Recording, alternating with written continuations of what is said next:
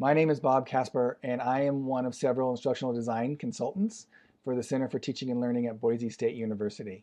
In this video, my colleagues and I will take you through a 10-minute lightning session of They Made It Look Effortless, OER and Faculty Professional Development in a Pandemic. We will be looking at three areas: how organic OER curation played a role in faculty development, the application of OER in an online faculty workshop, and making OER work with constrained timelines and budgets. My colleagues will discuss in more detail our Flexible Teaching for Student Success, or FTSS program, specifically the faculty help sessions. We will also discuss a resource guide that was used, how organic OER from a community of practice came into play, and we will wrap things up with a reflection. So who is Boise State? Beyond the blue, Boise State is a public research university with about 26,000 students. There were three areas that contributed to the Faculty Teaching for Student Success program. That was the Center for Teaching and Learning, our eCampus Center, and Learning Technology Solutions. The Flexible Teaching for Student Success was a three-tiered faculty development initiative to help faculty create highly flexible courses for the fall 2020 semester in response to the COVID pandemic. It included a 3-week facilitated institute and a series of 6 one-week workshops. The team represented here today will focus on Tier 3, in which offered 23 help sessions on 5 different topics over the course of 10 weeks. Across the Tier 3 initiative, we covered topics including student engagement, learning materials, collaborating online, instructor presence, and assessment. I'm going to hand things off to my colleague Christy. Hi, I'm Christy Aceves, an eCampus instructional design consultant at Boise State University. As my colleague has shared, teams collaborated to provide immediate support to faculty across campus.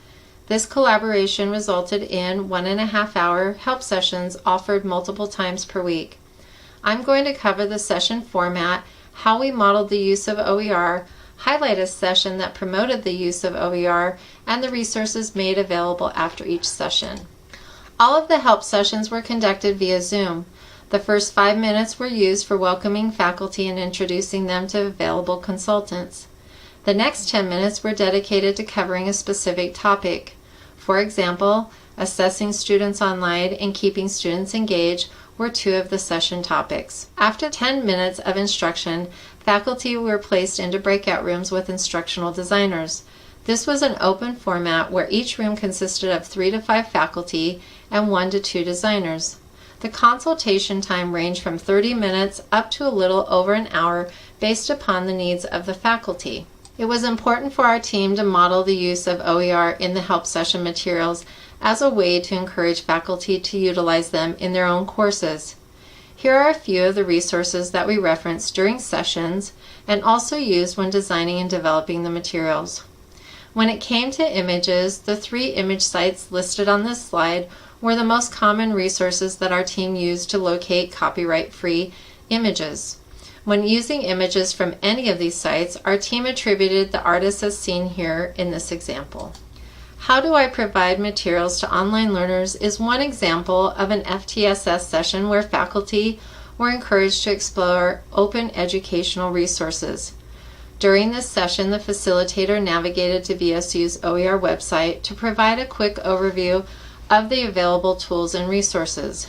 One article, Considerations for the Use of Free Educational Materials and Technology During COVID-19, reinforces how students may be experiencing greater financial stress and that faculty might want to consider investing their time in trying resources and tools that will continue to be free to both their students and them beyond the crisis that they were currently facing. With a limited amount of time during the help sessions, it was important for our teams to provide faculty access to resources after each session. An email was sent to the attending faculty with the resources listed on this slide. My colleague Gina will go into more details about the FTSS help session resource guides. Because the flexible teaching help sessions were short by design, the team wanted to create a resource for the faculty to turn to outside of the live sessions, something that would be reliable into the fall semester and beyond. As luck would have it, The eCampus Center was in the early stages of developing a knowledge base focused on development of online learning. With a platform that could easily link to external content and to the technology-focused knowledge base maintained by our eCampus Center partners at Learning Technology Solutions, the online course development knowledge base was ideally situated to host the flexible teaching resources.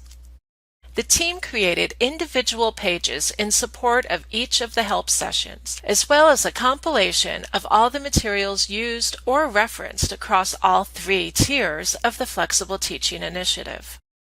OpenEd resources were a contributing factor to our success. And when we say that the use of OpenEd resources took place organically, it could also be said that it was a happy accident.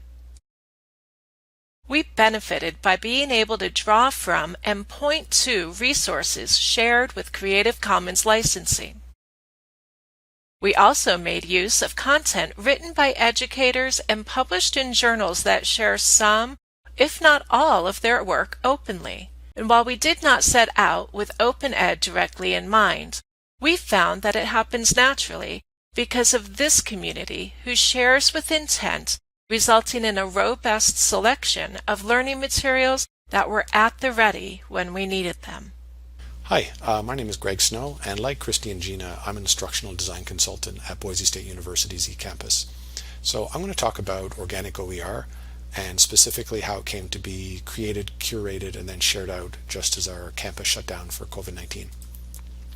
So when I first started at eCampus, I would hear about a high-quality video here, an innovative use of role play there, but nothing was really formally collected. So I ended up collaborating with someone from our research and innovation team on a survey to gather examples of quality courses and then innovative uses of multimedia, interactive course elements, and things like that. I took the results of the survey and reached out to the designers and the faculty involved to get permission to share everything out. And once I got that, I put descriptions and links in our internal knowledge base for everyone to access.